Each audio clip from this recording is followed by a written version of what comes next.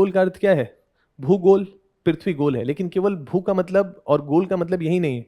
भूगोल का व्यापक अर्थ है पृथ्वी पे जो भी चीजें हैं उसका वितरण समझना, वितरण क्यों है वो समझना, उसके प्रभाव को समझना, उसकी विशेषताओं को समझना, वो सब हमारा है। कि अगर पृथ्वी पे पर्वत है तो क्यों है, बना कैसे, है ना, इसकी भूमिका क्या है, इसका महत्व क्या है, ये क्या रोल प्ले कर रहा है। अगर नदी है तो उसकी उत्पत्ति कैसे हुई है, अगर ज्वालामुखी है तो उसकी उत्पत्ति क्या है, उसका प्रभाव क्या है, बनने की क्रियाएं क्या है ना। ऐसे ही भूकंप, ऐसे ही अलग अलग जो भी चीजें हैं उन सब चीजों के बारे में समझना है। तो लेकिन सबसे पहले फंडामेंटल चीज पृथ्वी। तो पृथ्वी के बारे में अगर मैं आपसे बात करूं तो पहला यूपीएससी कई बार सवाल पूछता है कि पृथ्वी क्या गोलाकार वस्तु है, तो पृथ्वी क्या पूर्ण गोलाकार वस्तु है? पृथ्वी पूर्ण गोलाकार वस्तु नहीं। इसको कई बार लवक्ष गुलाब कहा जाता है। एक शब्द आपको ध्यान में रखना है, क्या है? लवक्ष गुलाब।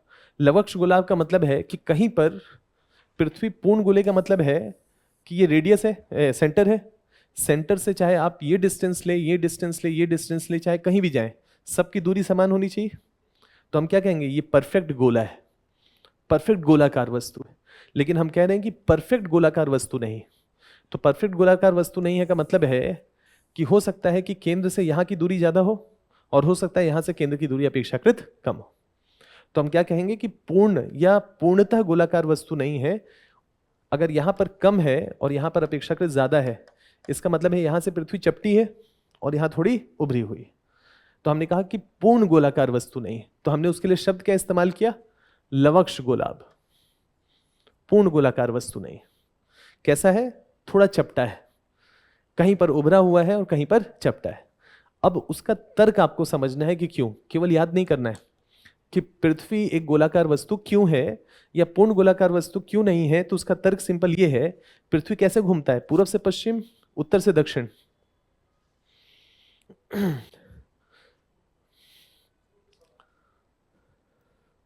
अच्छा, विजन का बुकलेट है, बता दीजिए ना ये बुकलेट। अच्छा अच्छा, सबके लिए हो जाएगा। विजन का जो क्लासरूम का बुकलेट है, विजन आईएएस का क्लासरूम के 4-5 बुकलेट्स हैं।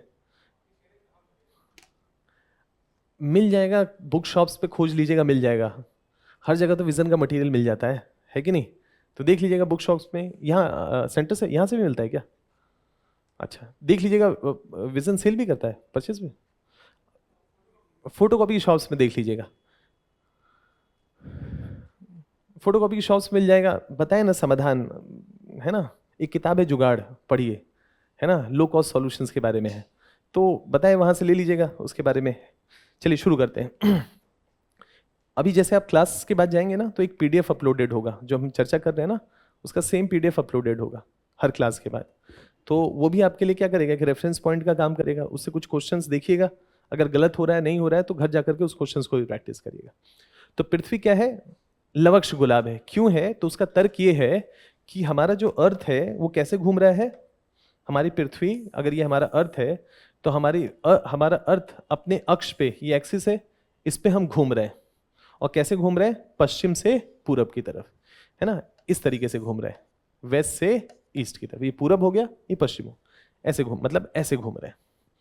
और ऐसे घूम रहे हैं तो जरा सोचिए इसको, यहां देखिए ये बच्चा है, ये बच्चा भी घूम रहा था नहीं? अब ये बताइए कि घूमा इसीलिए गिरा? अगर चुपचाप बैठा रहता तो गिरता क्या? नहीं गिरता। जैसे ये घुमाया गया तो घुमाने के कारण ये छिटक करके गिरा ना। तो कोई भी वस्तु घूमती है तो क्या कोई बल जनरेट होता है ना। ये बच्चा घूमा, अगर नहीं घूमता, चुपचाप बैठा रहता, तो यहां बेचारा यहां आके गिरा। गिरता क्या? यहां वहीं कहीं गिर जाता, लेकिन यहां आकर के गिरा। क्यों? क्योंकि ये वस्तु घूम रही थी। तो क्या कोई घूमने वाली वस्तु पे कोई बल जनरेट होता है? उस बल का नाम है अपकेंद्रीय बल। कोई भी वस्तु जब घूमती है, आप ही सोचिए कि आप ही यहां पर गोल गोल घूमिए जोर जोर से, तो थोड़ा सा 20-25 सेकंड घूम जाइए, वहीं रहेंगे या इधर उधर जाएंगे? इधर उधर जाएंगे ना। तो घूमने के कारण एक बल जनरेट हुआ, उस बल का नाम है अपकेंद्रीय बल। घूमने के कारण जो भी वस्तु होता है ना, वो अपना मोमेंटम उसी रास्ते में मेंटेन करने की कोशिश करता है। लेकिन सर्कुलर मोशन है, तो ये वस्तु इसको घुमा रहा है, लेकिन ये वस्तु निकलना कहाँ चाहता है? इस तरफ निकलना चाहता है। तो ये बच्चे के साथ यही हुआ, घुमाया जा रहा था, घुमाया जा रहा था, थोड़ा सा छोड़ दिया गया, निकल गया। कौन सा बल? अपकेंद्रीय बल। तो अपकेंद्रीय बल किस दिशा में काम करेगा? जिस दिशा में घूम रहा होगा। जैसे ये बच्चा, सपोज करें ये बच्चा है, ये बच्चा अगर ऐसे घुमाया जा रहा है तो इधर गिरा, अगर ऐसे घुमाया जाता तो सपोज करें उधर गिरता नहीं। तो जिस डायरेक्शन में घूम रहा है उस डायरेक्शन, जैसे अगर ये वस्तु ऐसे घूम रही है ना, तो अगर ये बच्चा यहाँ है तो यहाँ गिरेगा, अगर यहाँ है तो चूंकि ऐसे घूम रहा है तो ये बच्चा इधर फेंका जाएगा। लेकिन सोचें कि इस पॉइंट पे बच्चा इधर आएगा तो नहीं होगा, जिस डायरेक्शन में फोर्स लग रहा है उधर ही जाएगा ना आगे। तो इसका मतलब है कि जैसे, थैंक यू प्रवेश, इसका मतलब है पृथ्वी ऐसे घूम रहा है तो ये स्थान यहां से छिटक करके इधर जाना चाहेगा और यहां से इधर जाना चाहेगा। तो क्या यहां पर ये स्थान केंद्र से थोड़ा बाहर की तरफ निकल जाएगा? कहने का मतलब है कुछ ऐसा हो जाएगा, क्योंकि ये निकलना चाहता है तो फैल जाएगा। और पृथ्वी का ये हिस्सा, ये वाला हिस्सा, अगर पृथ्वी ऐसे घूमती है ना, पृथ्वी अगर ऐसे घूमती, समझ गए, ऐसे, तो ये वाला हिस्सा ऊपर और ये वाला हिस्सा, मतलब ये बल्ज यहां ना बन करके यहां बनता। सहमत है? क्यों? पृथ्वी कैसे घूम रहा है? पश्चिम से पूरब। तो चूंकि हम कैसे घूम रहे हैं? पश्चिम से पूरब की तरफ, तो ये निकलने का जो पैटर्न होगा वो यहां होगा और यहां होगा। तो क्या ऊपर वाला हिस्सा इसकी तुलना में थोड़ा चपटा रह जाएगा? या इसको ऐसे समझिए कि यहां पर पृथ्वी थोड़ा सा ऐसे उभरी हुई हो जाएगी इन दो स्थानों पे, और यहां पर उभरी नहीं होगी तो यहां पर तुलनात्मक रूप से चपटी हो जाएगी। तो यहां इस पॉइंट से अगर हम यहां खड़े हैं तो पृथ्वी के केंद्र से ये दूरी कम होगी और यहां पर ये दूरी अपेक्षाकृत क्या होगी? ज्यादा होगी। तो हमने इसी को क्या नाम दे दिया? लवक्ष गोलाभ। ऐसा क्यों हुआ? अपकेंद्रीय बल क्यों हुआ? क्योंकि पृथ्वी अपने अक्ष पे घूर्णन किया। पृथ्वी अपने अक्ष पे घूर्णन नहीं करता तो ये अपकेंद्रीय बल जनरेट नहीं होता, और अपकेंद्रीय बल जनरेट नहीं होता तो शायद पृथ्वी लवक्ष गोलाभ की तरह नहीं होता, एक पूर्ण गोलाकार वस्तु हो सकता था। क्लियर हो गया? तो पृथ्वी कैसा है? लवक्ष गोलाभ है। कारण अपकेंद्रीय बल। अपकेंद्रीय बल क्यों? क्योंकि पृथ्वी अपने एक्सिस पे घूम रहा है। कैसे? पश्चिम से पूरब, पूरब से पश्चिम। तो ये सब चीजों का ध्यान रखना है। ये स्थिति हो गई। अब मान लेते हैं सपोज करें कि अगर हम पृथ्वी को देखते हैं, अब हम पृथ्वी को देखते हैं कि पृथ्वी एक लवक्ष गोलाभ है, तो सवाल यह है कि हमारे पास साक्ष्य क्या है कि पृथ्वी एक गोल वस्तु नजर आती है। तो इसके पीछे के बहुत सारे तर्क हैं। उसमें दार्शनिक तर्क ये है जिसको डिडक्टिव लॉजिक कहा जाता है। डिडक्टिव लॉजिक का मतलब ये है कि हमने कोई पोजीशन लिया, उस पोजीशन जैसा कोई चीज नजर नहीं आया, तो इसका मतलब है कि जब तक उसके इतर कोई स्टेटमेंट आप सिद्ध नहीं कर देंगे तब तक मैं उसको स्वीकार नहीं करूंगा। जैसे कौवा काला होता है, अगर मैंने स्टेटमेंट दिया, आप कहते हैं नहीं दूसरे कलर का होता है, तो अब आपके ऊपर ये जिम्मेदारी है कि सफेद कौवा खोज के लाएं या किसी अन्य कलर का कौवा खोज के लाएं, और नहीं लाएंगे तो तब तक कौवा काला ही होता है। क्लियर है? क्लियर हो गया ये पॉइंट? दूसरा, जहां जहां आग होगा वहां वहां धुआं होगा, क्या जरूरी है? जहां जहां आग होगा वहां वहां धुआं होगा? आजकल आज जो एलपीजी गैस जलाते हैं तो धुआं निकलता है क्या? लेकिन जहां जहां धुआं होगा वहां वहां आग जरूर होगा। बिना आग के धुआं तो हो नहीं सकता है। क्लियर है? तो जहां जहां आग होगा वहां वहां धुआं जरूरी नहीं है, लेकिन जहां जहां धुआं होगा बिना आग के तो हो नहीं सकता है। तो उसके लिए आग का होना मतलब अपेक्षाकृत जरूरी है। कहीं ना कहीं फायर हो रहा होगा, जल रहा होगा, तभी ऐसी स्थिति उत्पन्न हुई। ये हमने किया। अब आपको धुआं निकाल के दिखाना है बिना आग के, और नहीं तो जहां जहां धुआं होगा वहां वहां आग होगी। क्लियर? वो धुआं नहीं है ना, है ना? मतलब जैसे वो कह रहे हैं कि वो जो कोई ठंडा चीज होता है ना, ठंडी चीज से थोड़ा सा वाटर वेपर नजर आता है, ऊपर जाएगा तो नजर आता है क्या? बस वही, और धुआं ऊपर तक नजर आता है। तो पॉइंट ये हो गया कि जहां जहां धुआं होगा वहां वहां आग होगा, जहां जहां आग नहीं होगा वहां धुआं, जहां जहां आग होगी जरूरी नहीं है कि वहां धुआं होगा। ये कथन है। अगर आपको प्रूफ करना है तो इसके इतर कुछ ऐसा करके दिखाइए जिससे सिद्ध हो, नहीं तो तब तक के लिए कथन सही है। ऐसे ही इसी बात को ब्रह्मांड पे लगाते हैं कि हमने ब्रह्मांड के सारे ग्रहों को देखा और सारे गोलाकार नजर आ रहे हैं, तो पृथ्वी भी गोलाकार वस्तु ही होगा, और नहीं तो ऐसा ग्रह खोज करके दिखाइए जो गोलाकार ना हो। कौवा काला ही होता है। अगर आपको ये सिद्ध करना है कि कौवा सफेद होता है तो सारे ग्रह गोलाकार हैं, आप कोई ट्रायंगुलर, चतुर्भुज या किसी अन्य प्रकार का ग्रह दिखा दीजिए, नहीं तो सारे ग्रह गोलाकार होते हैं और पृथ्वी भी गोलाकार वस्तु है। आसान है ये। इसमें तो कुछ प्राथमिक परीक्षा के पॉइंट ऑफ व्यू से सवाल नहीं बनेगा ज्यादा, सवाल बनेगा यहां पर, है ना, अब केंद्रीय बल पे सवाल बनेगा। लवक्ष गुलाब का मतलब क्या होता है, सवाल बनेगा कि पृथ्वी के केंद्र से ध्रुवों की तरफ जाएं और पृथ्वी के केंद्र से विषुवत रेखा पे चलते चले जाएं, तो दूरी ज्यादा कहां होगी, ध्रुवों की तरफ केंद्र से या विषुवत रेखा की तरफ, है ना, यहां पर। तो यहां पर क्या है, 12,756 किलोमीटर, कहां, ये, और इसकी 12,712 किलोमीटर, ये यहां से यहां, इस पूरी लंबाई की बात हो रही। तो यहां क्या है, उभरा हुआ है, और यहां क्या है, चपटा है। ठीक है, ऐसे कुछ तथ्य ध्यान में रखने हैं, बस यही है। अब इसी में एक पॉइंट और ऐड हो सकता है, वो ये ऐड हो सकता है प्रारंभिक परीक्षा के पॉइंट ऑफ व्यू से, कि क्या गुरुत्वाकर्षण बल दूरी से प्रभावित होता है। क्या लगता है कि अगर हम सूरज से दूर चलते चले जाएं या चंद्रमा से दूर चलते चले जाएं तो चांद के गुरुत्वाकर्षण बल का प्रभाव पृथ्वी पे ज्यादा होगा या कम होगा।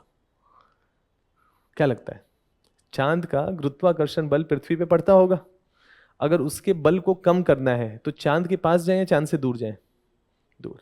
तो क्या डिस्टेंस गुरुत्वाकर्षण बल को प्रभावित करता होगा, डिस्टेंस डीके इफेक्ट कहते हैं, डिस्टेंस के साथ बल भी कमजोर होता चला जाता है। ये केवल गुरुत्वाकर्षण में, रिश्तों में भी नहीं, सेम चीज है। आप देखिए, कोई बच्चा विदेश में चला गया है ना, और माँ बाप को सर्दी खांसी हुआ है तो वहीं से फोन कर रहा है, सर्दी हो गया, खांसी हो गया, दवाई ले लीजिए। और जो बच्चा बगल में है वो कभी पैर दबा रहा है, कभी हाथ दबा रहा है, कभी, है ना, टेम्परेचर नाप रहा है, कितना कुछ, मतलब समझ रहे हैं। और वहां पर कि डेंगू भी हो गया है तो ठीक है, हॉस्पिटल में एडमिट हो जाइए, प्लेटलेट बढ़ जाएगा। मतलब डिस्टेंस डीके इफेक्ट, दूरियां बढ़ती हैं तो डीके भी होता है। गुरुत्वाकर्षण बल में यही बल लागू होता है, जितनी दूरियां बढ़ेंगी उतना गुरुत्वाकर्षण बल कम होता चला जाएगा। तो गुरुत्वाकर्षण बल किससे प्रभावित होता है, दूरी से, पहला। दूसरा, उसके मास से भी प्रभावित होता है कि उसका कुल मास बॉडी का कितना है। अगर मास ज्यादा होगा उसमें तो अपेक्षाकृत उसका बल ज्यादा होगा, और अगर मास कम होगा तो उसका गुरुत्वाकर्षण बल अपेक्षाकृत कम होगा। तो गुरुत्वाकर्षण बल दो चीजों से प्रभावित होता है, मास से और डिस्टेंस से। वो वस्तु का भार कितना है ऐसा समझ लीजिए, उसका वेट कितना है, और दूसरा वो उस पार्टिकुलर पॉइंट से दूर कितना है। तो मैं आपसे ये जानना चाहता हूं कि अगर मैं यहां खड़ा हूं और मैं यहां खड़ा हूं तो मुझे गुरुत्वाकर्षण बल का अनुभव विषुवत रेखा पे ज्यादा होगा या ध्रुवों पे ज्यादा होगा। ध्रुवों पे गुरुत्वाकर्षण बल अपेक्षाकृत ज्यादा होता है और विषुवत रेखा पे अपेक्षाकृत कम होता है। कहां से बात निकल रही है, लवक्ष गुलाब से। ठीक है यहां तक। तो इसीलिए दुनिया भर में जो भी प्रक्षेपण किया जाता है सैटेलाइट्स का, वो कहां से किया जाता है, विषुवत रेखा के इर्द गिर्द से। क्यों, इसके वेलोसिटी, बाहर निकलना है और बाहर जाने के लिए ऊर्जा कम लगेगी, क्यों, पृथ्वी कम ऊर्जा से खींचेगा। तो कभी भी प्रक्षेपण ध्रुवीय क्षेत्रों से नहीं किया जाता है, कहां से किया जाता है, विषुवत रेखा के इर्द गिर्द के क्षेत्रों से। क्यों, क्योंकि पृथ्वी कम खींचेगा तो ऊपर भेजना आसान हो जाएगा ना, ऊर्जा अपेक्षाकृत कम लगेगा। जो भी इंजन होगा वो थोड़ा कमजोर भी होगा तो भी भेज देगा, तो प्रक्षेपण अपेक्षाकृत आसान होगा, एनर्जी एफिशिएंट होगा। तो इसलिए क्यों, विषुवत रेखा के आसपास ही जितने भी विश्व के सैटेलाइट लॉन्चिंग स्टेशन है, चाहे अमेरिका लॉन्च करे, चाहे फ्रांस लॉन्च करे, चाहे जर्मनी, ये सब उच्च अक्षांशों पर अवस्थित देश हैं, लेकिन लॉन्च कहां से करते हैं, विषुवत रेखा के आसपास। लॉजिक समझ में आ गया। क्यों, क्योंकि गुरुत्वाकर्षण बल अपेक्षाकृत कम है। ऐसे कुछ सवाल बन सकते हैं, कुछ ऐसे फैक्ट्स, ध्यान रहेगा इतना। बढ़े आगे। अब पृथ्वी लगभग लगभग गोलाकार वस्तु है, तो उसका एक तर्क हमने क्या दे दिया, एक तर्क हमने दे दिया कि कौवा काला होता है ना, सारे ग्रह गोल है, तो पृथ्वी भी कैसे सफेद हो सकता है, कैसे ट्रायंगुलर हो सकता है, कैसे चतुर्भुज हो सकता है, पृथ्वी भी गोलाकार वस्तु हो। दूसरा, दिख रहा है, इससे दिख रहा है कि हटा दूं,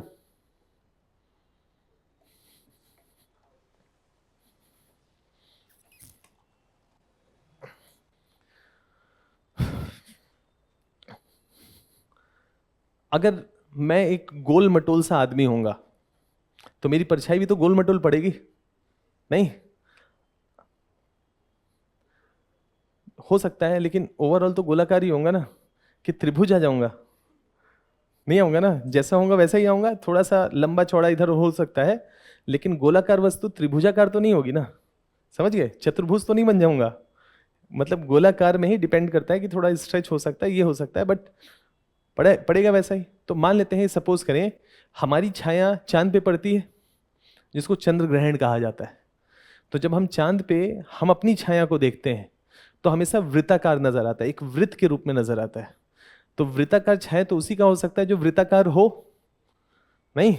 तो जब हम किसको देखते हैं, चंद्र ग्रहण की स्थिति को देखते हैं, चांद पे ग्रहण की स्थिति को देखते हैं। जब हमारी छाया चांद पे पड़ती है, नहीं कहते हैं ग्रहण हो क्या, ग्रहण हो क्या, ऐसे नहीं कहते हैं, कई बार मित्रों को कहते हैं ना ग्रहण हो मतलब पीछे पीछे ही लगे हुए हो। तो पीछे पीछे लगने का मतलब उसकी छाया का पड़ना। तो जब हम सूर्य ग्रहण कहते हैं तो इसका मतलब है कि सूरज की रोशनी हम तक पहुंच नहीं पा रही, बीच में कोई है जो सूरज की रोशनी को हम तक आने से रोक रहा है, तो ग्रहण है।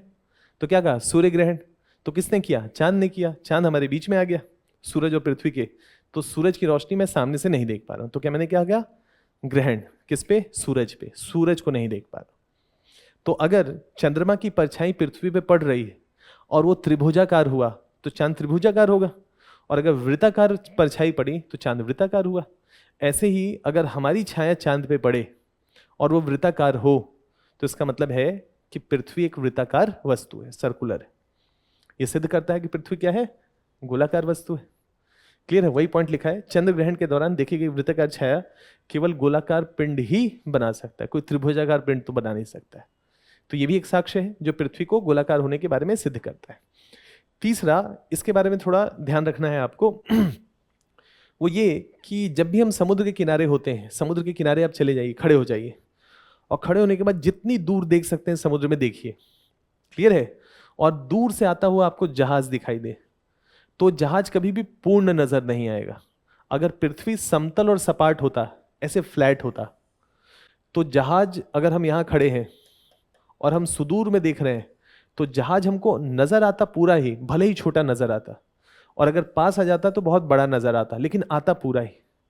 लेकिन अगर कोई एक वृत्ताकार वस्तु है और अगर हम यहां खड़े हैं, सपोज करिए हम यहां खड़े हैं, तो हमारी नजरें केवल यहां तक देख सकती हैं पृथ्वी के। अब इधर तो नहीं एक्सरे लगाया हुआ है हमारे आंखों में, उधर से उधर देख रहे हैं, हम यहीं तक देख सकते हैं, है कि नहीं? अब कोई जहाज यहां है तो हम उसको देख नहीं पाएंगे कि जब तक हमारे हॉरिजॉन, हमारे आंख की सीध में ना आए। अगर मैं यहां पर हूं और जहाज यहां है तो मैं तब तक जहाज को नहीं देख पाऊंगा जब तक जहाज यहां ना आ जाए, नहीं? मैं यहां खड़ा हूं और मैं दूर तक देख रहा हूं तो ये पूरा समुद्र है, तो मैं समुद्र में यहां से कोई जहाज आ रहा है मैं कैसे देखूंगा? तो मुझे जहाज का हमेशा ऊपरी सिरा नजर आएगा या निचला सिरा नजर आएगा? सबसे पहले ऊपरी सिरा। इसका मतलब है कि जब ये जहाज आ रहा होगा तो मुझे इसका झंडा नजर आ सकता है, और जैसे जैसे पास आएगा इस झंडे के साथ जहाज का निचला हिस्सा भी नजर आ सकता है, और पास आएगा तो मुझे पूरा जहाज और इसका झंडा नजर आ सकता है। ये तो तभी संभव है जब वस्तु गोलाकार हो। अगर वस्तु समतल और सपाट हो तो वस्तु या तो छोटी नजर आएगी या तो बड़ी नजर आएगी, लेकिन पूर्ण नजर आएगी।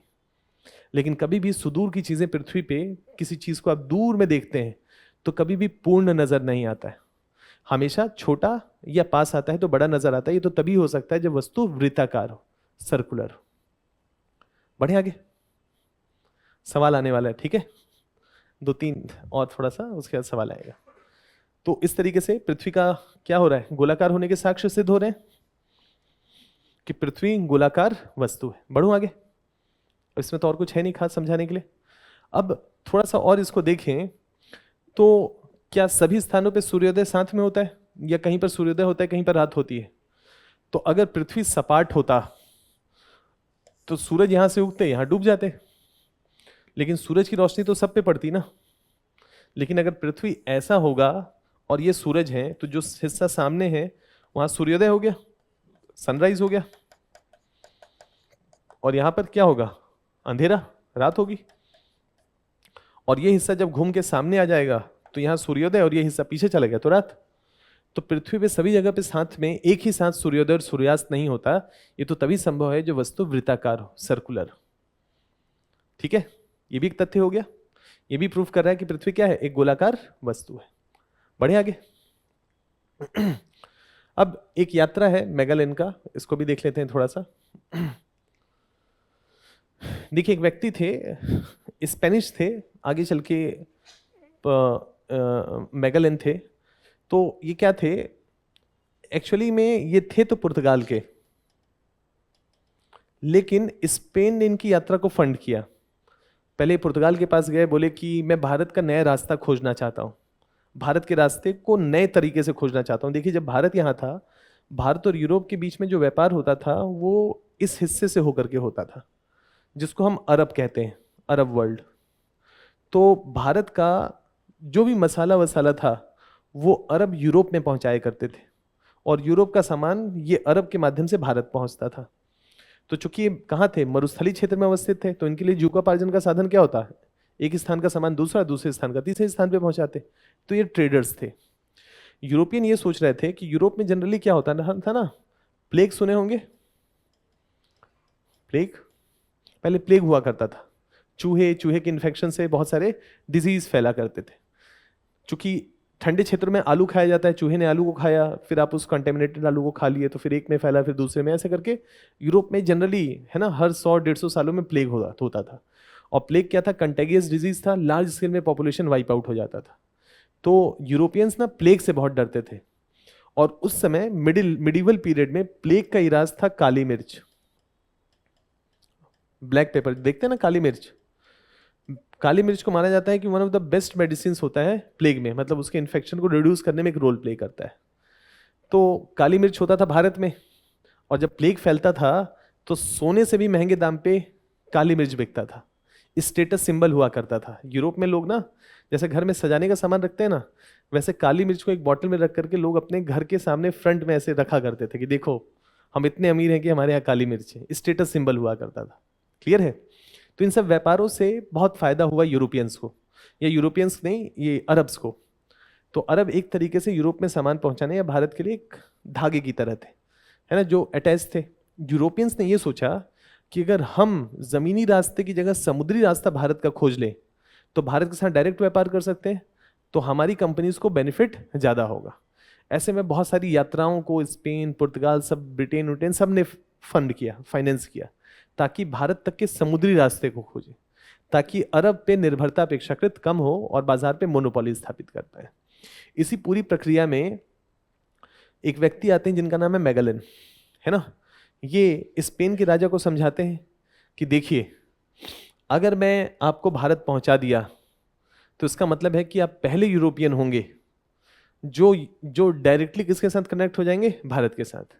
तो भारत के साथ आपका व्यापार बहुत समृद्धि लाएगा, मतलब आपके लिए विकास की असीम संभावनाएं हो जाएगा।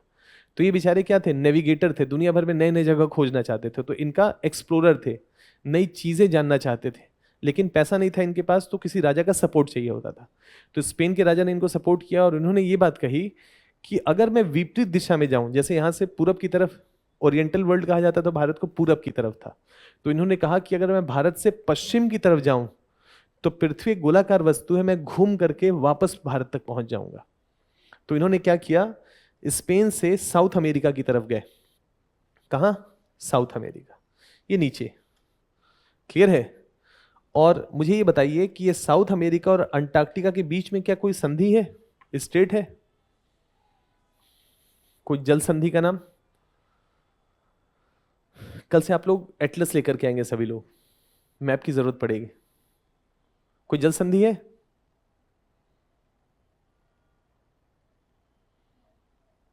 नहीं, मैगलन के अलावा।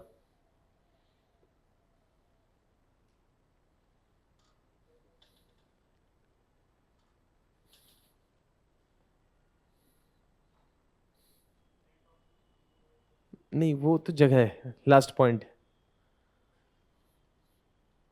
होमवर्क है आपके लिए, कुछ नहीं करना है, मैप में जाके देखिएगा, बताऊंगा तो शायद याद भी नहीं रहेगा, देखेंगे तो शायद याद रहेगा लंबे समय तक। ठीक है?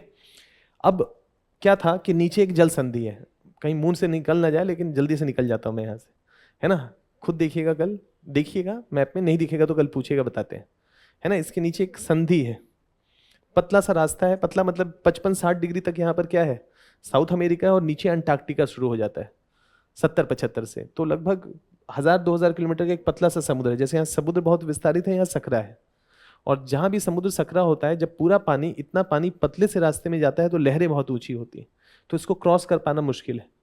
तो यहाँ पर क्या है कि साउथ अमेरिका बहुत कटा फटा है, बहुत टुकड़ों में है। तो इसी जमीनी रास्ते से बीच बीच में जो कटा फटा है, यहाँ से धीरे धीरे निकलते निकलते मैगेलन पहली बार इसको क्रॉस करते हैं।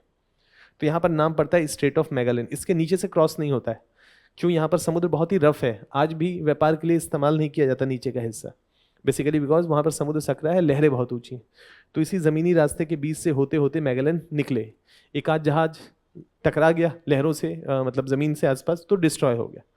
यहाँ से निकल गए, यहाँ से निकलते हुए इंडोनेशिया आए इधर। इंडोनेशिया से होते हुए इंडोनेशिया के पास ये धर्म परिवर्तन भी कर रहे थे। उस समय क्या था कि क्रिश्चियनिटी को प्रमोट भी करना था, तो साथ में साथ राजा कहता था कि इकोनॉमिक्स के साथ साथ आपको क्रिश्चियनिटी को भी प्रमोट करना है। तो इंडोनेशिया के पास किसी ट्राइब को ये है ना क्रिश्चियनिटी बता रहे थे, वो ट्राइब बिफर गया, इनसे लड़ने लगा, लड़ाई झगड़े में गुजर गए। लेकिन उनके बाकी जो सेकंड इन कमांडर थे वो अपनी यात्रा कंप्लीट करते हैं और कंप्लीट करके वापस स्पेन पहुंचते हैं। तो यह सोचिए कि स्पेन, भारत कहाँ है? पूरब में। कहाँ गए? पश्चिम की तरफ, और घूम करके वापस स्पेन पहुंच गए। ये तो तभी संभव है जब वस्तु गोलाकार हो। सरकम नेविगेशन पहला था, ये पहली बार पृथ्वी के अपोजिट, जिधर जाना था उसके विपरीत डायरेक्शन में जाकर के आप दोबारा उसी स्थान पे पहुंच गए। क्लियर है? ये तो तभी संभव है जब वस्तु गोलाकार हो। तो पृथ्वी पे सरकम नेविगेशन संभव है। और पहला व्यक्ति कौन था? मैगेलन, या आप कह सकते हैं ये जिसने सिद्ध किया कि आप अपोजिट डायरेक्शन में फिर वहीं स्पेन पे पहुंच जाएंगे। भारत नहीं पहुंचे ये, है ना, इंडोनेशिया से दोबारा, है ना, साउथ अफ्रीका होते हुए स्पेन पहुंच गए। लेकिन स्पेन दोबारा पहुंचना इस बात को सिद्ध करता है ना कि विपरीत डायरेक्शन से भी आप उस स्थान पे पहुंच सकते हैं। क्लियर है यहां तक? तो सरकम नेविगेशन, है ना, परिमहासागरीय जल यात्रा भी सिद्ध करती है कि पृथ्वी गोलाकार वस्तु है। अब ये तो अनुभव वाला चीज है कि आप कभी भी खुले में खड़े हो जाइए, छत पे खड़े हो जाइए, किसी ओपन स्पेस पे खड़े हो जाइए, और आप सुदूर में जितने दूर आसमान को देख सकते हैं देखिए, आसमान का छोर हमेशा आपको कर्व में ही नजर आएगा, कभी भी स्ट्रेट नजर नहीं आएगा। आप दूर तक घुमाइएगा चारों तरफ नजरें, हमेशा सर्कुलर ही नजर आएगा उसका एंड। ये तो तभी संभव है जो वस्तु गोलाकार हो या कुछ इस स्थिति की हो। तो एक ये भी है इसका साक्ष्य। इसके साथ अब जो सैटेलाइट इमेजेस हैं उससे तो पूर्णतः सिद्ध हो गया कि पृथ्वी क्या है? एक गोलाकार वस्तु है। तो ऊपर से सैटेलाइट ने ये इमेज दिया, इमेज देकर के प्रूफ हो गया कि ऐसा वो पृथ्वी हमारा एक गोलाकार वस्तु है। ये आपके सामने सवाल है, पूछते हैं ना, सब सही है, सब सही है। तो यहाँ पर देखिए निम्नलिखित में से कौन से पृथ्वी के गोलाकार होने के प्रमाण हैं? पहला, बिना तीव्र ढाल के पृथ्वी का संभावित परिनौ संचलन। पहला, पृथ्वी के विभिन्न स्थानों पर सूर्योदय और सूर्यास्त का अलग अलग समय पे होना। चंद्र ग्रहण के दौरान पृथ्वी का छाया का आकार। नीचे दिए गए कोड का प्रयोग कर सही आंसर का केवल 1 और 2, केवल 1 और 3, केवल 2, 1, 2 और 3।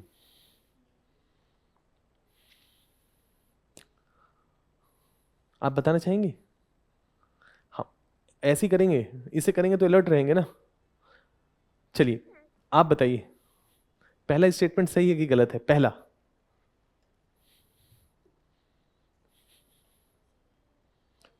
सेकंड थर्ड नहीं, पहला बताइए, पहला स्टेटमेंट सही है कि गलत है?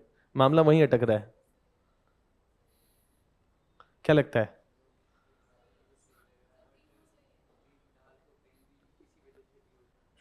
बिना तीव्र ढाल के, ये तो ऐसे ही है, ट्रैप है। बात क्या है? पृथ्वी का संभावित परिनौ संचलन। अगर तीव्र ढाल ना भी हो, ढाल का क्या करना है? अगर ढाल तीव्र भी हो जाए लेकिन वस्तु चपटी हो तो क्या पहुंच जाएंगे आप दूसरी तरफ? चपटी वस्तु अगर चपटा है, ट्रायंगल है, कितना भी तेज ढाल कितना भी कर लीजिए तो क्या आप घूम के वहीं आ जाएंगे? तो ढाल से क्या लेना देना है कि नहीं? वो तो ट्रैप क्रिएट किया है और लिखा भी है बिना तीव्र ढाल के। तीव्र ढाल हो भी जाता तो क्या फर्क पड़ता? तो कह रहा है बिना तीव्र ढाल के, यानी कि ढाल नहीं है। क्या उसके बाद भी नौ संचलन संभव है? नहीं, संचलन संभव है। क्यों? क्योंकि पृथ्वी कैसा परी परी लिखा था ना, यहां शब्द क्या लिखा था, कहां गया?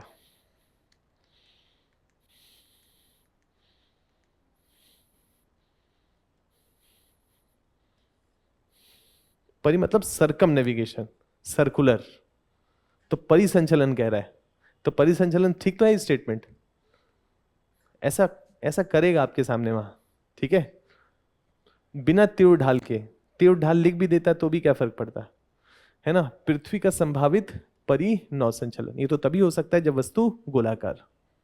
तो पहला स्टेटमेंट ठीक है, और दूसरे तीसरे में तो कोई कंफ्यूजन है नहीं, तीनों स्टेटमेंट ठीक है। क्लियर है? इस तरीके से सवाल पूछेगा, ये सवाल है। बढ़े आगे। चलिए, अब ये एक इंपॉर्टेंट टॉपिक है, यहां से 2-3 सवाल करेंगे। पृथ्वी की गतियां, इससे सवाल बनता है काफी सारा। क्या सवाल बनता है? देखिए, इस पृथ्वी को ध्यान से देखिए, क्या पृथ्वी सूर्य के चारों तरफ घूम रहा है? क्या आप लोगों को ये कॉन्सेप्ट क्लियर है? गतियों वाला, ऋतु परिवर्तन वाला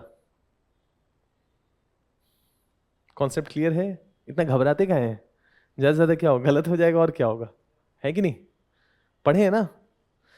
इससे सवाल बनता है पृथ्वी की गतियों में, ये क्या है, क्या सूरज या पृथ्वी सूरज की चारों तरफ परिक्रमा लगा रहा है? तो इसको परिभ्रमण कहूं या परिक्रमा कहूं? परिक्रमण।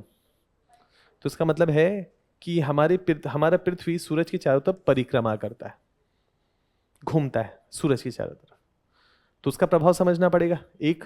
दूसरा, ध्यान से देखिए, क्या हम अपने अक्ष पे भी घूम रहे हैं? क्या हम घूमते हुए घूम रहे हैं सूरज की चारों तरफ? तो हम अपने एक्सिस पे, हमारा जो एक्सिस है ये, इस पे हम घूमते हुए सूरज की चारों तरफ घूम रहे हैं। तो अपने अक्ष पे घूमना, ये, इस स्थिति को हम क्या कहते हैं? परिभ्रमण। तो हम क्या है, ऐसे घूमते हुए सूरज के चारों तरफ घूम रहे हैं। तो 2 स्थितियां हो गई। एक कौन सा? परिभ्रमण। अपने अक्ष पे घूमना है ना, ये एक्सिस है, उत्तर और दक्षिण, इस अक्ष पे घूमना क्या कह रहेगा? परिभ्रमण। और अगर सूरज के चारों तरफ घूमेंगे तो क्या कहलाएगा? परिक्रमा। तो हम ऐसे घूमते हुए सूरज की चारों तरफ घूम रहे हैं। तो 2 स्थितियां हो गई गति के पॉइंट ऑफ व्यू से, एक परिभ्रमण और एक परिक्रमण।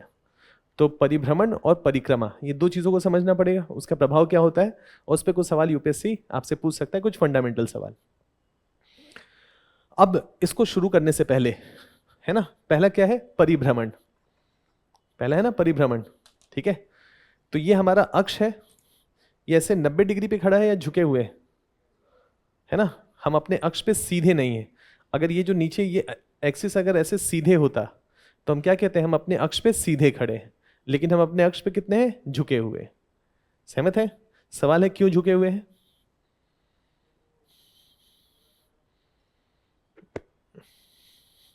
हम क्यों झुके हुए? हाँ सही बोले थे, बोलिए।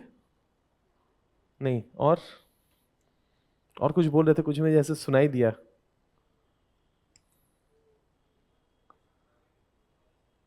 उल्का?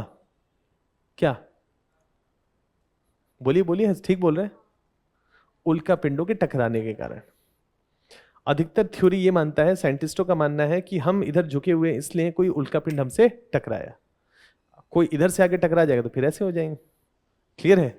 लेकिन उसको बताने के लिए जीवित नहीं रहेंगे, क्योंकि विशाल भूकंपीय और ज्वालामुखी गतिविधियां होंगी, तो एक्सटिंक्शन इवेंट होगा। पृथ्वी पर अधिकतर जीव 70 to 80% वाइप आउट हो जाएंगे।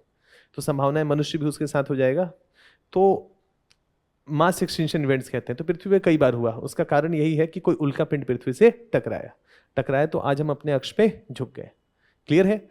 अब ये अपने अक्ष पे झुका होना, यानी कि हम अक्ष पे झुक करके सूरज के चारों तरफ परिक्रमा करते हैं।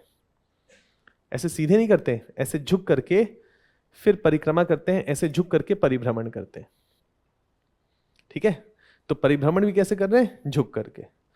और परिक्रमा कैसे कर रहे हैं? ऐसे झुके हुए और फिर चारों तरफ परिक्रमा कर रहे हैं। क्लियर हो गया? तो अक्ष पे झुके होने का तर्क समझ में आया? क्यों? अभी तक मान्य तथ्य क्या है कि कोई उल्का पिंड पृथ्वी से टकराया जिसके कारण पृथ्वी झुक गया। अब कितने झुके हुए हैं? ये 90 डिग्री होगा, और हम ऐसे है ना, तो ये एंगल ऑफ इंक्लिनेशन झुका होगा। ये कितना है? 23.5 डिग्री। यानी कि हमारा एंगल, जिस एंगल पे हम अभी खड़े हैं, वो कितना है? 66.5 डिग्री। झुके कितने हैं? 23.5 डिग्री। 90 डिग्री से मतलब सीधे से कितना झुके हुए? 23.5 डिग्री। क्लियर हो गया यहां तक का पॉइंट? अब इसी में एक एक करके देख लेते हैं दोनों को। परिभ्रमण। परिभ्रमण मतलब अपने अक्ष पे घूमना। अपने एक्सिस पे घूमना। अब जरा सोचिए कि हम अपने एक्सिस पे खड़े हैं, हम घूम भी रहे हैं सूरज के चारों तरफ, लेकिन जब हम अपने एक्सिस पे खड़े हैं तो मुझे ये बताइए कि क्या पृथ्वी पे 24 घंटे का दिन होता है, मतलब दिन और रात? हमारे घड़ी में एक दिन का मतलब क्या होता है? 24 घंटे। यानी कि ये स्थान घूम करके जब वापस यहाँ आ जाता है तो 24 घंटे कंप्लीट नहीं। तो अब जरा सोचिए कि क्या पृथ्वी के इस परिभ्रमण के कारण दिन और रात की स्थिति होती है? जो हिस्सा सामने आ गया वहां दिन, जो हिस्सा पीछे आ गया वो रात। तो परिभ्रमण के कारण क्या हो रहा है? दिन और रात की स्थिति, कि ऋतु परिवर्तन, दिन और रात। तो यहां पर क्या लिखा होगा, है ना, दैनिक गति। दैनिक गति का मतलब है कि दिन भर में ये स्थान 24 घंटे में घूम करके वापस आ जाता है। और इस स्थिति में क्या होता है? दिन रात। यहां पर अगर दिन हो रहा है तो यहां रात, तो 12 घंटे लगे इसको यहां से यहां, और अगले 12 घंटे में सामने होगा, तो 12 घंटे का दिन लगभग और 12 घंटे का रात लगभग। अभी देखते हैं, अक्षांशों के साथ साथ वो वेरिएशन होगा, लेकिन कोई भी स्थान सामने आ गया तो वहां दिन, जो पीछे चला गया रात।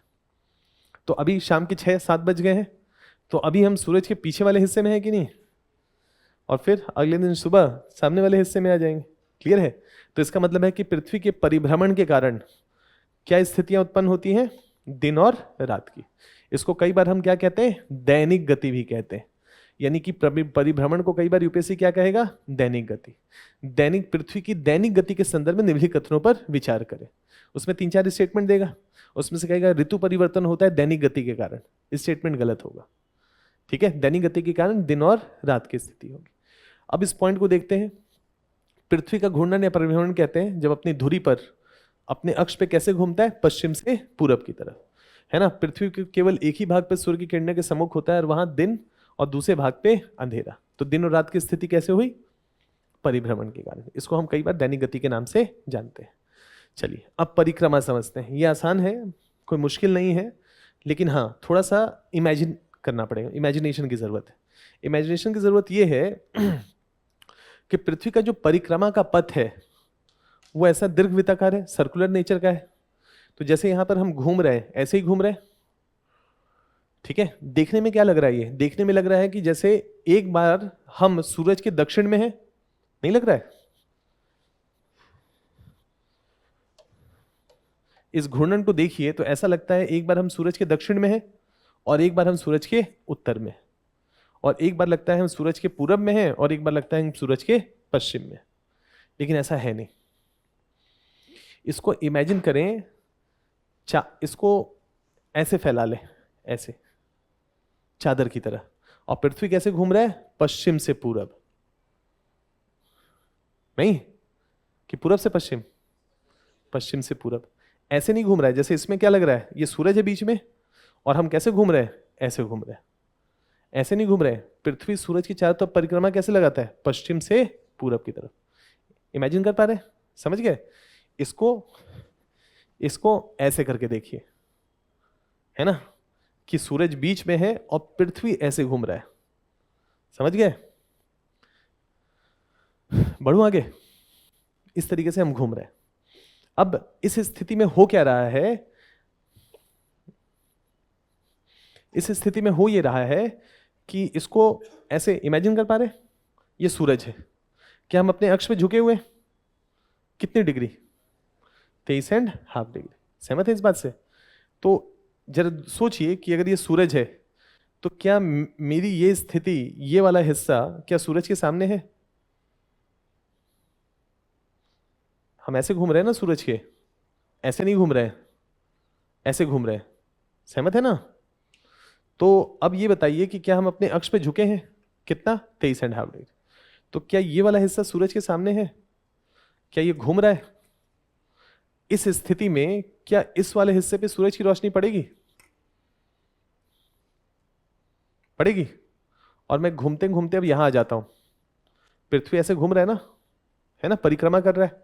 तो अब मैं ऐसे ही घूमते घूमते, ऐसे ही घूमते घूमते इस पोजीशन पे आ जाऊं, तो क्या अब यहां सूरज की रोशनी पड़ रही है? और यहां? तो क्या यहां 24 घंटे दिन होगा?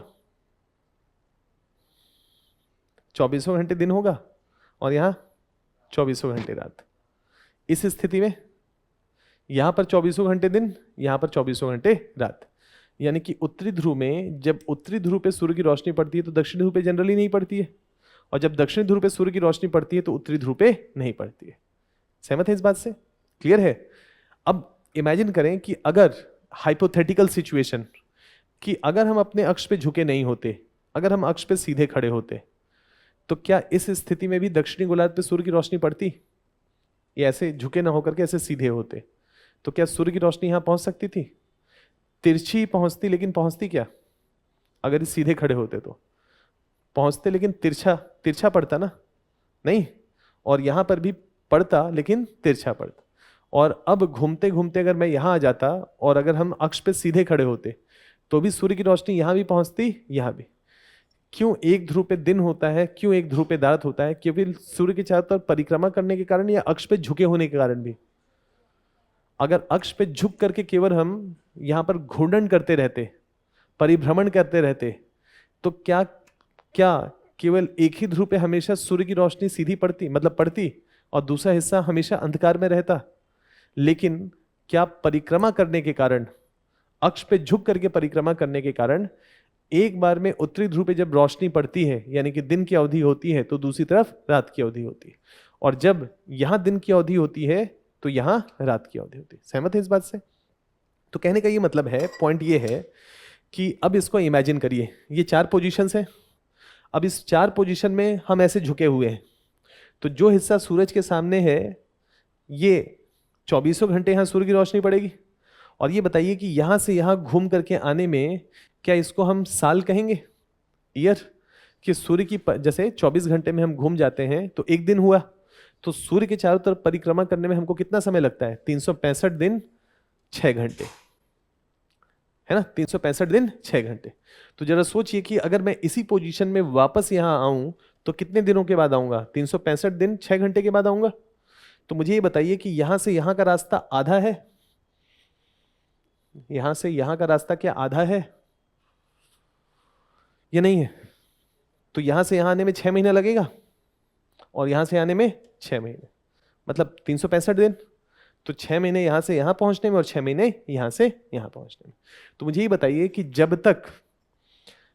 तक मैं इस स्थिति पे ना पहुंच जाऊं, जब तक मैं इस स्थिति पे ना पहुंच जाऊं, तब तक इस वाले हिस्से में सूरज की रोशनी नहीं पड़ेगी, ऐसा समझ लीजिए। और या जब तक मैं इस स्थिति में ना पहुंच जाऊं, तब तक इस वाले हिस्से में सूरज की रोशनी नहीं पड़े। इस समय यहीं पर सूरज की रोशनी पड़ रही होगी, और जब इस स्थान पे आ जाएंगे तो अब यहां सूरज की रोशनी पड़ेगी, यहां नहीं पड़ेगी। क्लियर है? और उसके बाद जब मैं यहां आ जाऊंगा तो फिर यहां पर सूरज की रोशनी पड़नी शुरू हो जाएगी। तो क्या ध्रुवीय क्षेत्रों में कितने दिनों का रात और कितने दिनों का दिन हो सकता है? 6 महीने का दिन और 6 महीने का रात होगा। कारण कारण केवल सूरज के चारों तरफ पृथ्वी का परिक्रमा या अक्ष पे झुक करके परिक्रमा, दोनों कारण होंगे या एक ही कारण होगा? अगर हम अक्ष पे नहीं झुके होते और पृथ्वी सूरज की चारों तरफ परिक्रमा कर रहा होता, तो क्या 6 महीने का दिन और 6 महीने का रात ध्रुव पे होता? नहीं होता। हमेशा दिन और रात होता 24-24 घंटे पे है। क्लियर हो गया? तो दोनों तर्कों को ध्यान में रखना है ना? बढ़ूं आगे इस संदर्भ में। तो यहां पर 3-4 इंपॉर्टेंट पोजीशंस के बारे में यूपीएससी आपसे सवाल पूछेगा। आपसे सवाल ये पूछेगा कि जैसे इसको इमेजिन करें, इसको ऐसे, तो अगर मैं इसको ऐसे इमेजिन करता हूं तो जरा सोचिए, क्या अभी ये वाला हिस्सा सूरज के सामने है? इस वाले पोजीशन में जरा सोचिए कि सूरज, इसको ऐसे देखें, तो क्या यहां पर सूरज की रोशनी विषुवत रेखा पे सीधी पड़ रही होगी? ये इसको ऐसे देखिए, तो अगर इस वाले पोजीशन पे मैं हूं तो इसका मतलब है कि आधा हिस्सा नीचे, आधा हिस्सा ऊपर। सूर्य की रोशनी एग्जैक्टली बीच में पड़ रही होगी कि नहीं, विषुवत रेखा पे, इस वाले पोजीशन पे। और इसी को ऐसे देखिए, तो क्या यहां पहुंचने में 6 महीना लगेगा?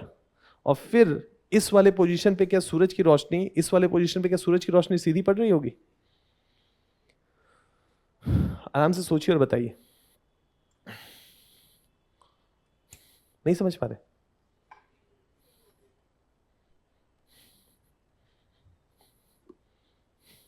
आई, दोनों लोग आई फटाफट। बड़ा सा कुछ है क्या? कुछ आप लोगों के पास स्टोल या कुछ नहीं है? कुछ नहीं है, कोई बात नहीं, जल्दी आओ, आ जाओ ना,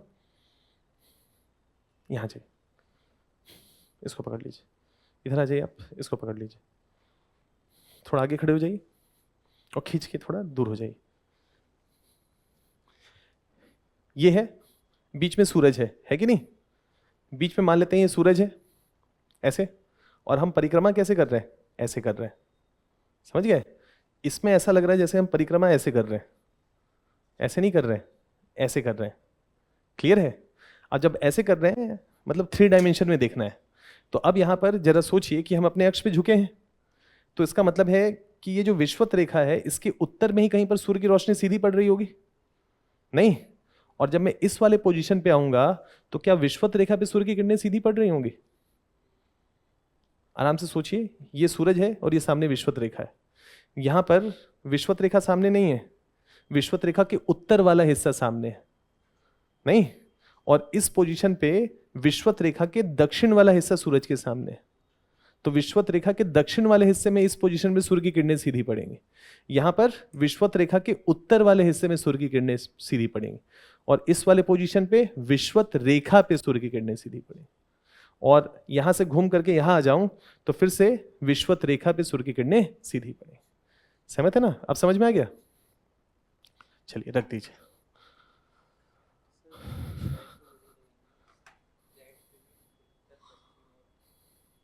अगर ऐसे घूमता तो ये इमेजिन कर पाना मुश्किल था ना अभी। अब करना क्या चाहते हैं? अब आप समझ गए, अब जो घुमा रहे हैं तो इमेजिन कर पा रहे हैं हो क्या रहा है। तो मैं ये कह सकता हूं कि क्या इस वाले पोजीशन में उत्तरी गोलार्ध में सूर्य की किरणें सीधी पड़ रही हैं? उत्तरी गोलार्ध में, है ना, उत्तरी गोलार्ध में सूर्य की किरणें सीधी पड़ रही हैं। इस वाले पोजीशन में दक्षिणी गोलार्ध में, इस वाले पोजीशन में ऐसे देखना है जैसे देख रहे थे विषुवत रेखा पे, और उधर वाले में विषुवत रेखा पे। सहमत है? अब पॉइंट ये है कि हम अपने अक्ष पे कितने झुके हैं? हम अपने अक्ष पे कितने झुके हैं? 23.5 डिग्री।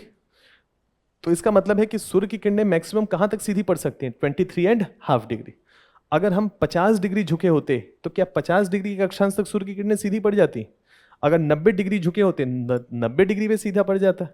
तो जितना झुके होंगे मैक्सिमम वहीं तक तो सूर्य की किरणें सीधी पड़ सकती है। तो अगर मान लेते हैं कि इस पोजीशन पे विषुवत रेखा के, इस पोजीशन पे विषुवत रेखा के उत्तर में सूर्य की किरणें सीधी पड़ती हैं, तो मैक्सिमम किस अक्षांश तक सीधी पड़ सकती है? 23.5। क्यों?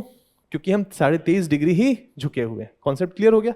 तो यहां पर 23.5 डिग्री पे सूर्य की किरणें मैक्सिमम, उससे ज्यादा ऊपर जा ही नहीं सकती। उससे ऊपर जाना है तो पृथ्वी के अक्ष को झुकाना पड़ेगा। तो क्या 23.5 डिग्री उत्तर में सूर्य की किरणें यहां सीधी पड़ेंगी? तो क्या कहते हैं इस रेखा को? कर्क रेखा। तो कर्क रेखा पे सूर्य की किरणें सीधी पड़ेंगी 23.5 डिग्री। तो मान लेते हैं कि 21 जून का वो दिन है जब यहां पर सूर्य की किरणें सीधी पड़ती। कोई तो एक दिन होगा साल में जब यहां सूर्य की किरणें सीधी पड़ी। तो 21 जून को सीधी पड़ी कहां पर? कर्क रेखा पे। तो क्या यहां से यहां की यात्रा 6 महीने की होगी, और बाकी यहां से यहां की यात्रा 6 महीने का? तो जून के बाद 6 महीने, जुलाई, जुलाई, अगस्त, सितंबर, अक्टूबर, नवंबर, दिसंबर। तो क्या दिसंबर में अब यहां पर पोजीशन बदल गया, और क्या अब मकर रेखा पे सूर्य की किरणें सीधी पड़ेंगी? किस तारीख को? 21 या 22 दिसंबर। ठीक है ना? किस पे सीधी पड़ेंगी? मकर रेखा पे। अब ये बताइए कि क्या यहां से यहां आने में 6 महीना लगा है? तो इन दोनों के बीच का ये जो डिस्टेंस होगा क्या ये 3 महीने में हो जाएगा? अगर यहां से यहां 6 महीना लगा तो यहां बीच वाले पोजीशन पे 3 महीना लगेगा। अब मुझे ये बताइए कि इस पोजीशन पे सूर्य की किरणें भी कहां सीधी पड़ेंगी? विषुवत रेखा पे। तो जून के बाद किस महीने में सीधी पड़ेंगी? जुलाई, अगस्त, सितंबर। 21, 22 या 23 सितंबर। तो मान लेते हैं 23 सितंबर लिख देता हूं, 3 लिखा हुआ था तो 3 2 ऐड कर दिया। तो सितंबर का महीना 22 या 23 सितंबर को सूर्य की किरणें सीधी पड़ेंगी। अब यहां पर मुझे ये बताइए कि क्या यहां से यहां आने में 6 महीने लगेगा? तो फिर अगला विषुवत रेखा पे सूर्य की किरणें कहां सीधी पड़ेंगी? दिसंबर के बाद 3 महीने के बाद जनवरी, फरवरी, मार्च। 21 या 22 मार्च। हो गया पोजीशन क्लियर? इन 4 पोजीशन पे यूपीएससी सवाल पूछता है कई बार। 21 मार्च, 23 सितंबर, है ना, 21 जून, 22 दिसंबर। तो 21 दिसंबर को सूर्य की किरणें कहां सीधी पड़ रही हैं? 21 दिसंबर को सूर्य की किरणें कहां सीधी पड़ रही हैं? कर्क रेखा पे या मकर रेखा पे? 21 दिसंबर बोल रहे हैं ना, मकर रेखा पे, मकर रेखा पे। तो अब मैं ये कह सकता हूं कि जब सूर्य की किरणें मकर रेखा पे सीधी पड़ती हैं तो उत्तरी ध्रुव पे 24 घंटे रात की स्थिति होती है। क्या स्टेटमेंट सही है? सही है, ऐसे स्टेटमेंट देगा वहां पर, यही सब जोड़ करके। जब सूर्य, समझे नहीं समझे? ये बताइए, ये पोजीशन कौन सा है? दिसंबर वाला। तो कहां सूर्य की किरणें सीधी पड़ रही हैं? यहां। तो क्या उत्तरी ध्रुव पे 24 घंटे रात होगा? यही बोला था मैंने। दिन कहां बोला था? दिन बोला था, रात बोला था। क्लियर है? तो इसका मतलब है कि अगर यूपीएससी ये कहता है कि 22 दिसंबर को मकर रेखा पे सूर्य की किरणें सीधी पड़ती हैं तो उत्तरी ध्रुव पे 24 घंटे क्या होगा? रात की स्थिति हो। स्टेटमेंट ठीक है? अब इसको उलट देते हैं। उलट ऐसे देते हैं कि 21 जून को कर्क रेखा पे सूर्य की किरणें सीधी पड़ रही हैं। 21 जून को कर्क रेखा पे सूर्य की किरणें सीधी पड़ रही हैं और दक्षिण ध्रुव पे 24 घंटे दिन की स्थिति होती है। गलत है कि सही है? गलत स्टेटमेंट है। 24 घंटे रात की स्थिति होगी। ऐसे करके, मतलब ऐसे करके मिला उला के स्टेटमेंट देगा। मैं कह रहा हूं कि 4 डेट याद रखिएगा और इन 4 डेटों के संदर्भ में वही मिक्स करके स्टेटमेंट देगा। 21 मार्च और 23 सितंबर को सूर्य की किरणें कर्क और मकर रेखा पे, है ना, कर्क और मकर रेखा पे सीधी पड़ती हैं। 21 मार्च और 23 सितंबर को, है ना, क्रमशः सूर्य की किरणें कहां पर? कर्क और मकर रेखा पे सीधी पड़ती है, विषुवत रेखा पे सीधी पड़ती है। इस तरीके से कुछ कुछ स्टेटमेंट आपको ये 4 के बारे में देगा। बस इतना ही करना होगा, इतना ही आपको समझना होगा। मुश्किल है कि आसान है? तो 2-3 सवाल करें। अब इसी को कई बार ग्रीष्म आयन, शीत आयन जैसे शब्दों से नवाजा जाता है ना। विषु कहा जाता है। विषु का मतलब क्या है? विषु का मतलब, विषु का मतलब है इक्वल। विषु की स्थिति, विषु का मतलब विषुवत रेखा पे जब सूर्य की किरणें सीधी पड़ेंगी। तो मुझे ये बताइए कि अगर विषुवत रेखा पे सूर्य की किरणें सीधी पड़ती हैं तो पृथ्वी के हर अक्षांशों पे दिन की अवधि समान होगी या अलग अलग होगी?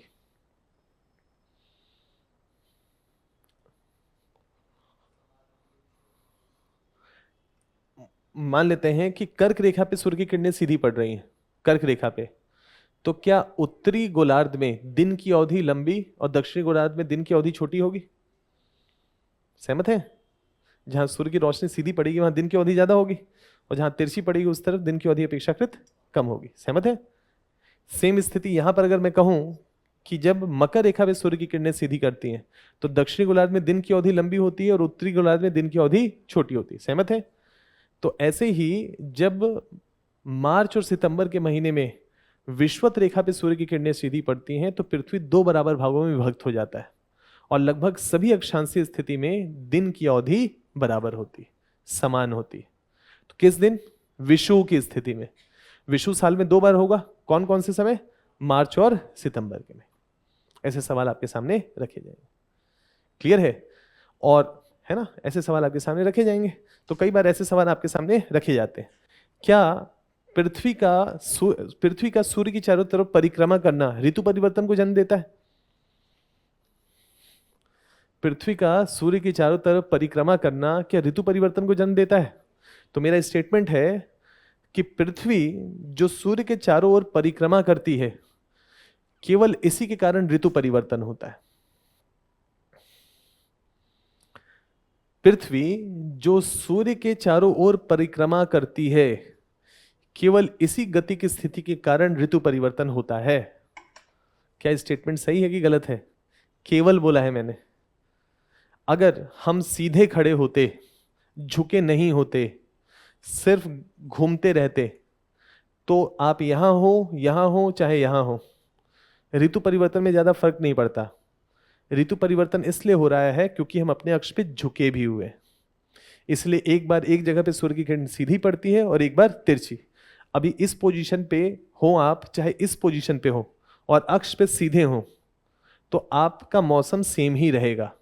आप इस पोजीशन पे भी सूर्य की किरणें वही हैं, इस पोजीशन पे भी वही हैं, इस पोजीशन पे भी वही है, हर समय विषुवत रेखा में सीधी पड़ रही, कोई ऋतु परिवर्तन नहीं होगा। तो केवल घूमने मात्र से ऋतु परिवर्तन नहीं हो रहा है, अक्ष पे झुक करके घूमने मात्र से ऋतु परिवर्तन हो रहा है, जिसके कारण एक हिस्सा कभी सूरज के सामने आ जाता है, एक हिस्सा पीछे चला जाता है। कभी ये हिस्सा सूरज के सामने आ जाता है तो ग्रीष्म ऋतु, और ये शीत ऋतु। इस पोजीशन में ये ग्रीष्म ऋतु उत्तरी गोलार्ध में, और ये शीत ऋतु। तो ऋतु परिवर्तन केवल सूर्य के चारों तरफ परिक्रमा करके होता है या अक्ष पे झुक करके परिक्रमा करके, ये कंप्लीट स्टेटमेंट होगा। ऐसे स्टेटमेंट आपके सामने रखे जाएंगे जी।